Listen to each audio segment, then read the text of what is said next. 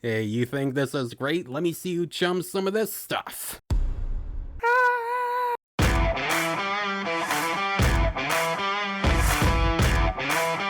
Welcome to my classic movie reviews, where I talk about older films that I like to talk about, and some films that I think hold up, and some that I don't think hold up. And this is something I like doing for the summer. I did this last year, and I'm gonna be doing it again this year. And I'm doing that again this year with the first film being Jaws, directed by Steven Spielberg, and is based off the book by Peter Benchley. After a girl gets eaten by a shark in the ocean, Police Chief Martin Brody, played by Roy Scheider, has to close all the beaches so that no one can go in the ocean while a shark is out. So he goes out into the ocean with a shark expert named Matt Hooper, played by Richard Dreyfiss, and their police captain Quint, played by Robert Shaw, where the three of them have to work together to find the shark and kill it. In 1975, this movie became a huge hit for a lot of people, where it was the one that became the first blockbuster, and was the first movie to gross out more than $100 million at the box office.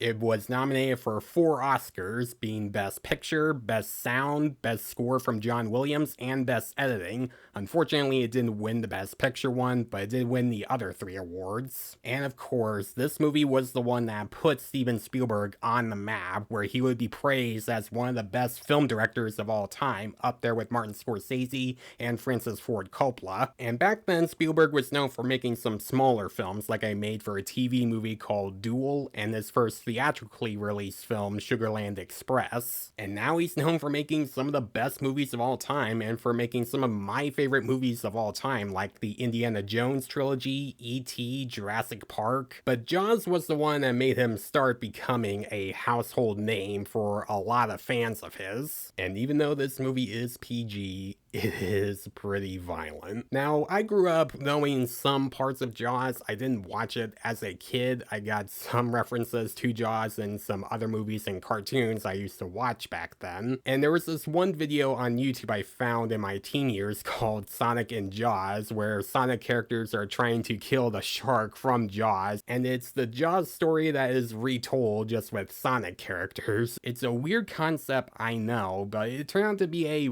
really fun video, and I do enjoy it, mostly because of nostalgia, but that was kind of my first experience with the Jaws story. And of course, I did watch the original film itself back in 2015 when it was on TV, celebrating its 40th anniversary at that time. And since it's now 50 years old today, I thought this was a perfect time to finally talk about Jaws on my channel. And when I first watched Jaws, I remember being scared and disturbed by some of the brutal moments that would happen in the film with the blood and people getting eaten, but I still really enjoyed the film, and every time I watched it, it got better. Especially when I learned more about like the behind the scenes stuff and the issues that Spielberg went with when the shark wasn't working all the time, which we'll get to that later. Now, another reason why I wanted to talk about Jaws is that I wanted to look into more of why a lot of people have loved the film over the years. And it's really because of the story and its characters. Because nowadays, when you look at the shark films we've gotten over the years, they really lack a lot of that. With movies like Deep Blue Sea, 47 Meters Down, The Black Demon, and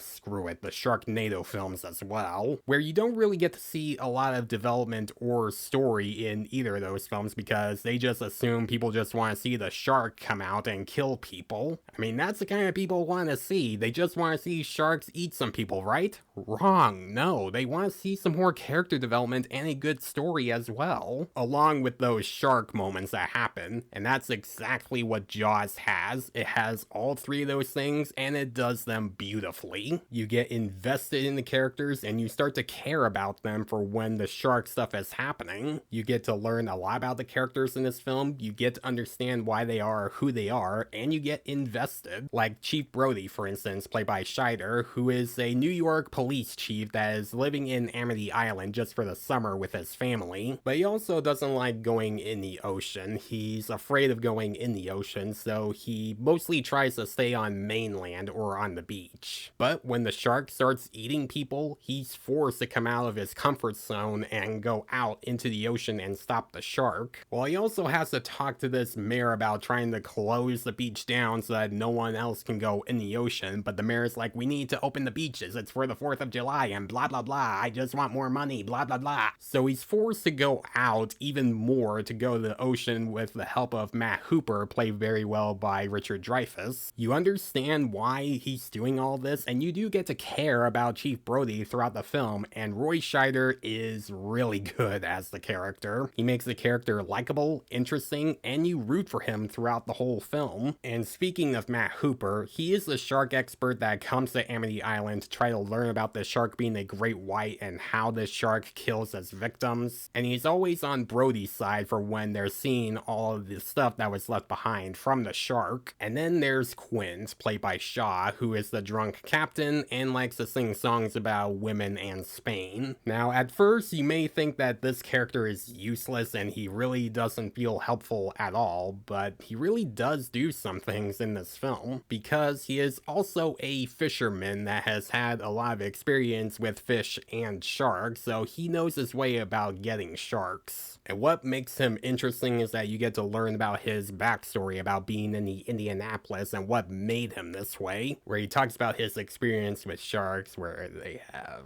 black eyes, like doll's eyes, and a whole bunch of blood is flowing. Oh, and you hear that terrible high-pitched screaming.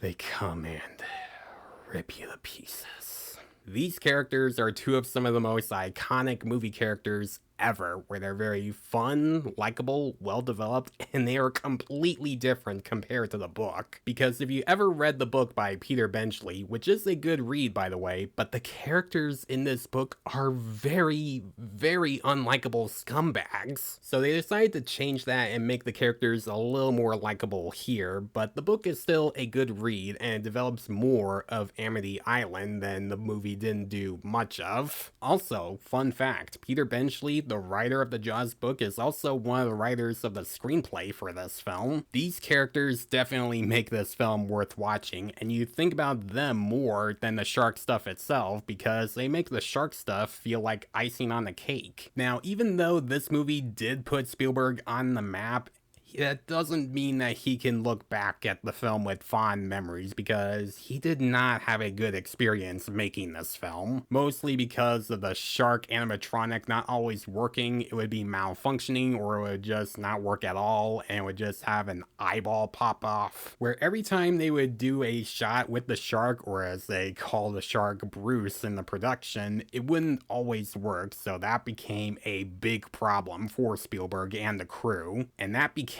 a living nightmare for Spielberg, where he thought that his career was already over and that he wouldn't go anywhere, but we now know he was wrong there. And unfortunately, they didn't have a lot of time to fix the shark, so they had to work with what they got. And that is by not showing the shark too much in the first half of the film, and you will only see the shark a couple of times in the second half. Like, the only time you would know the shark is there is whenever you see a person get dragged down into the ocean, or you would get the point of view of the shark, or you would see a pier get ripped off by something, or even in the second half when you see two barrels being pulled by the shark and the main characters have to follow it. It isn't until the second half of the film where they finally show the shark when it is working, and the shark to this day is one of the most iconic animatronic creatures of all time, which is kind of sad because this movie came out in 1975 and we had other shark films since then, and even Jaws sequels as well, and none of them have topped this. This shark, for whenever you do see it on screen, looks terrifying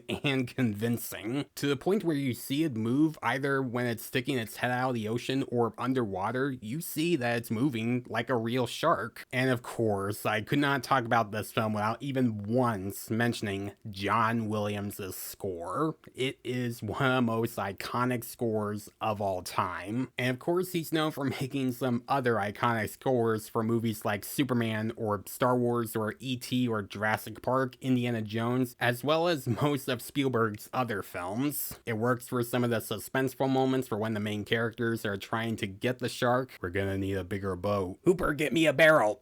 Hoopa! As well as some somber moments as well, like the one scene where Brody is just mimicking faces with his son as a very cute moment. You get a very somber theme for that scene as well. And of course, there is the most iconic theme from this film where when you first hear the first tune of it, you already know that that's from Jaws. It's definitely one of my favorite movie soundtracks from John Williams, and I'm never gonna stop thinking about it whenever I think about Jaws. Guys, Jaws is one of my favorite movies of all time. It inspired a lot of filmmakers everywhere, and it's going to continue to do that. It has an engaging story, great characters, an iconic score, and a shark that still holds up, even with its issues behind the scenes. Now, if you are a film fan and you study film, but if you have not seen Jaws, then what are you doing? Go watch it. Go watch Jaws. That is a great film to study, and it's a great way to show more of how you can show a monster without showing a lot of it. It definitely made me look at film a little bit differently and give me more of an appreciation for it. Jaws absolutely deserves an A+. So guys, those are my thoughts on Jaws, and that is the first classic movie review of this summer I am doing. I've got a lot of other ones planned, so stay tuned for those. And if you have seen Jaws, what do you think about it? Do you think it's a great movie, or do you think it's overrated? Because there's not a lot of people out there that hate Jaws. Let me know in the comments below, unless you just don't like sharks in general, which I can understand. And as always, if you like this video, then please leave a like and subscribe to my channel so you don't miss a thing, because it helps my channel grow. Hit the notification bell so you know what other videos I'm posting. Follow me on Facebook and Instagram. Thanks for watching, guys, and I'll see you in the next one.